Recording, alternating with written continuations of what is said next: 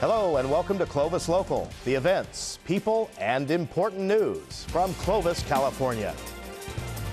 In this edition, trial begins for two men accused of robbing a Clovis bank, engaging police in a dangerous chase and shootout.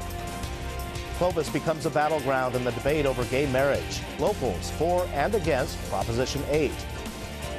And taking the political pulse on the presidential race in the streets of Old Town Clovis.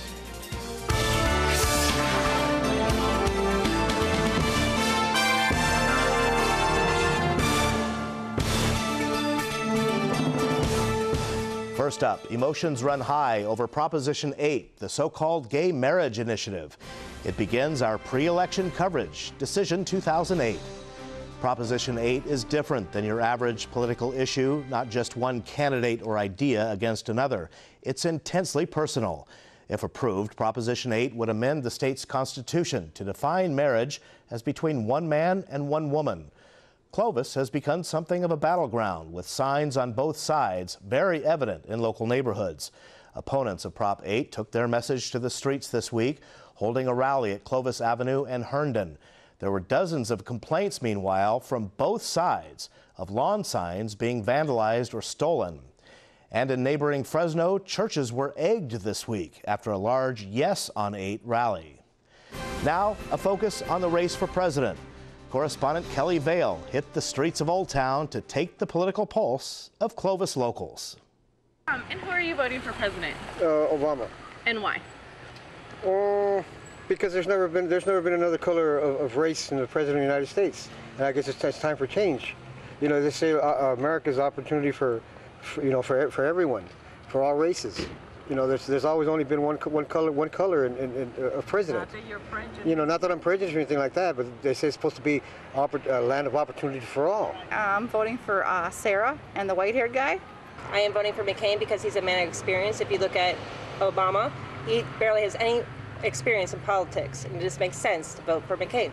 I'm voting for John McCain because I think he's best for the people and best for the country and for our troops over in Iraq. Who are you voting for president and why? Barack Obama. I just feel like he's more confident. He seems like a very sensible person. I like his policy, and I just think he's going to make a great president. I voted for Obama because of the insurance. I have lost my insurance. I'm 62 now, and his insurance plan sounds much nicer because it will help more people.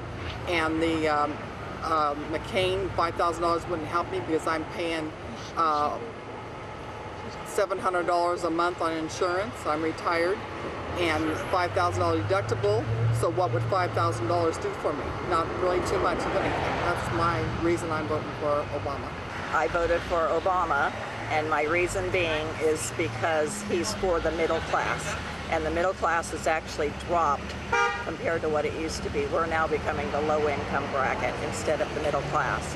And Obama stands for the middle class and wants to help us, and that's who I chose as my candidate. Who are you going to vote for president? John McCain. And why? Well, I think that his national defense policy is better. He's got a better record, and he's proven himself. Who are you guys going to vote for? McCain. And why? Because my parents are voting for him. I just like his past better, something I can more relate with. I vote for, I say my black man. For Obama? Obama, And why? Because to me, this is the best for me. Probably, in the future, I have more opportunity, for the people having low income. I was voting for McCain until he picked Sarah Palin, and I've changed my mind now. So, but I'm not really an Obama favorite either because of him. I like his vice president, so I'm really undecided. And I guess when I get to the polls, I'll really make up my mind. I'm a Republican registered, but I usually vote for the person, either party. Count on KSEE 24 News and KSEE24.com for complete campaign coverage. And of course, up-to-the-minute returns on election night, November 4th. Trial is underway for two men accused of robbing a Clovis bank, then engaging police on a dangerous high-speed chase and shootout.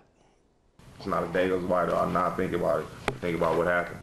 The judge won't allow us to show Michael Holmes' face. He spent most of his time on the witness stand describing the morning of August 29, 2006. He says he heard glass break and saw Jamal Chambers standing in his apartment with a gun, asking to help him hide from police. What was your long-term goal? For him to get the hell out of my house, like to hurry up and get out of my house.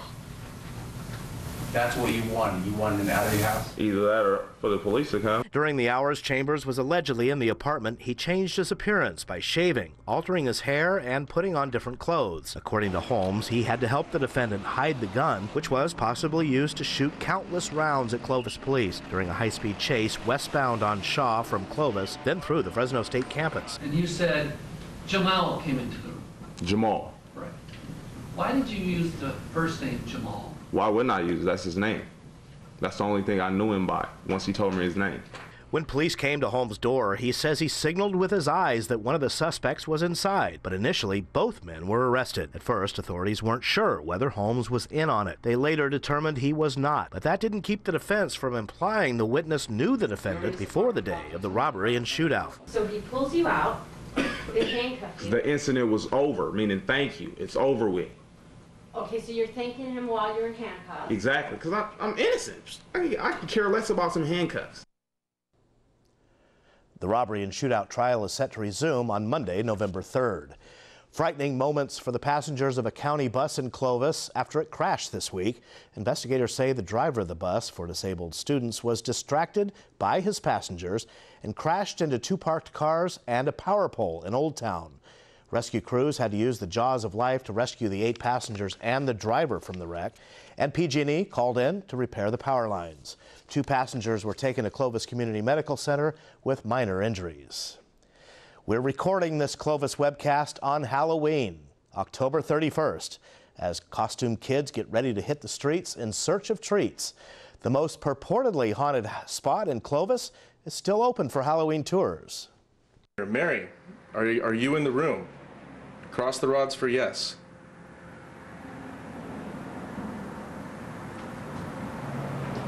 I swear I'm not moving that ghost. KSEE News reporter Justin Willis took a tour of Wolf Manor in Clovis for a little paranormal investigation. Visitors of the old sanitarium report tales of ghost sightings and even ghost hunters. The Sci-Fi Channel will air a special on Wolf Manor on November 19th. If you'd like to take a tour, you can still do it this year. The Ghostly Manor, open for tours on Clovis Avenue between Gettysburg and Santa Ana.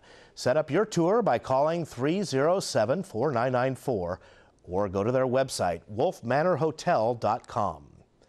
And the Fright Night Scream Part in Old Town Clovis runs through November 2nd.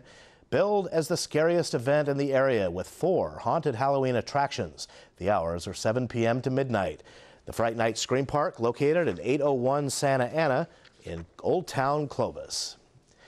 As the seasons change and colder weather sets in, KSEE24 once again collecting coats for kids. Employees of KSEE24 take a great deal of pride in helping needy children stay warm in the winter. The coat drive begins November 1st. Drop-off locations include the KSEE24 studios on East McKinley, Warner Company Jewelers, Jackson Hewitt in Clovis and Fresno, and the Visalia Clinic, that is Visalia Medical Clinic in Visalia. Thanks for watching Clovis Local. If you have a Clovis story idea or you'd like to comment on this webcast, log on to KSEE24.com. We'll see you in Clovis and on the World Wide Web. I'm Mark Alger, KSEE24 News.